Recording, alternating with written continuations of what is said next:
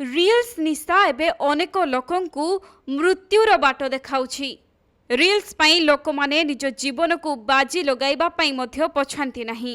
ସେହିପରି ରିଲ୍ସ ନିଶାରେ କବଳିତ ହୋଇ ଜଣେ ଯୁବକ 100 ଫୁଟ ଉଚ୍ଚରୁ ପାଣିକୁ ଡେଇଁ ପଡ଼ିଲେ। ତେଣୁ ରିଲ୍ସ କରିବାର ନିଶା ତାଙ୍କ ପାଇଁ କାଳ ପାଲଟିଗଲା। ଅକାଳରେ ତାଙ୍କ ଜୀବନ ମଧ୍ୟ ଚାଲିଗଲା। ଝାଡ଼ଖଣ୍ଡର ସାହିବଗଞ୍ଜ ଜିଲ୍ଲାରେ ଏପରି ଏକ ଚାଞ୍ଚଲ୍ୟକର ଘଟଣା ଘଟିଛି, ଯାହାକି ରିଲ୍ସ କରିବା ନିଶାରେ ମାତିଥିବା ଜଣେ ଯୁବକ କିଛି ନ ଭାବି 100 ଫୁଟ ଉଚ୍ଚରୁ ପାଣିକୁ ଡେଇଁ ପଡ଼ିଲେ। ହେଲେ ଆଉ ପାଣି ଭିତରୁ ସେ ନିଜ ଜୀବନ ନେଇ ଫେରି ପାରିଲେ ନାହିଁ। ବହୁ ଖୋଜାଖୋଜି କରିବା ପରେ ତାଙ୍କର କେବଳ ମୃତଦେହ ମିଳିଲା। ତେବେ ସାହିଗଞ୍ଜ ଜିଲ୍ଲାର କରମ ପାହାଡ଼ ନିକଟରେ ଏକ ପଥର ଖାଦାନ ରହିଛି ଏବଂ ସେଠାରେ ଏକ ଗଭୀର ସ୍ଥାନରେ ପାଣି ମଧ୍ୟ ଜମି ରହିଛି। ତେବେ ତୌସିଫ ନାମକ ଜଣେ ଯୁବକ ନିଜର କିଛି ସାଙ୍ଗମାନଙ୍କ ସହ ସେଠାକୁ ବୁଲିବା ପାଇଁ ଯାଇଥିଲେ।